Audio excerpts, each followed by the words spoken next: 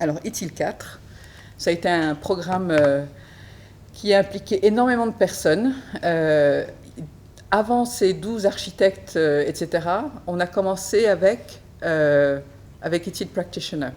ITIL Practitioner, au départ, c'était censé être une série de papiers blancs indépendants qui était censé être juste une invitation à discuter, à critiquer, à fournir des retours, etc. Et en fait, ça s'est transformé en livre parce que c'était logique, en fait. La manière dont les auteurs avaient écrit ça et la manière dont ça se relie ensemble, c'était tout à fait logique. Mais ce que ça nous a permis de voir, c'était qu'il y avait un appétit pour des contenus nouveaux et pour des conseils, pour un référentiel plus adapté au monde actuel.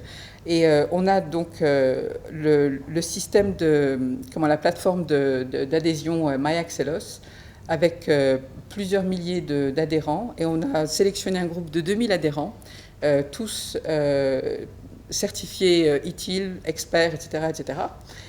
Donc 2000 adhérents qui nous ont servi comment on appelle ça, focus group. Donc on leur a envoyé des questionnaires, on leur a envoyé des documents à lire, on a lancé des forums de discussion, de débat, etc., etc.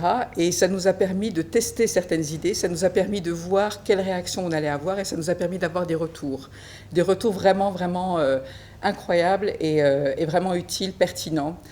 Et après, on a mis en place une équipe d'architectes, 12 architectes qui viennent de 7 pays, et ça c'est vraiment important. Si vous regardez la liste des architectes dans ITIL version 3, et vous comparez ça à ITIL 4, et il y en aura beaucoup plus avec les livres suivants et les niveaux de certification suivants, on a des pays qui viennent, on a des architectes qui viennent de 7 pays, avec différentes langues, et qui viennent de 4 continents. 61 auteurs et réviseurs, des centaines de praticiens. Ça a été 12 mois de recherche et 12 mois de développement. Et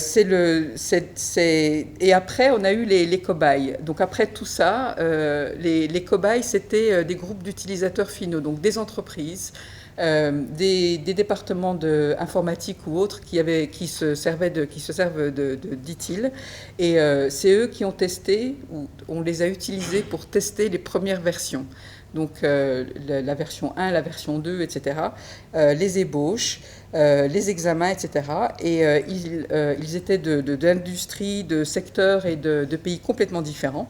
Et c'est en fait ça qui fait que le livre est ce qu'il est.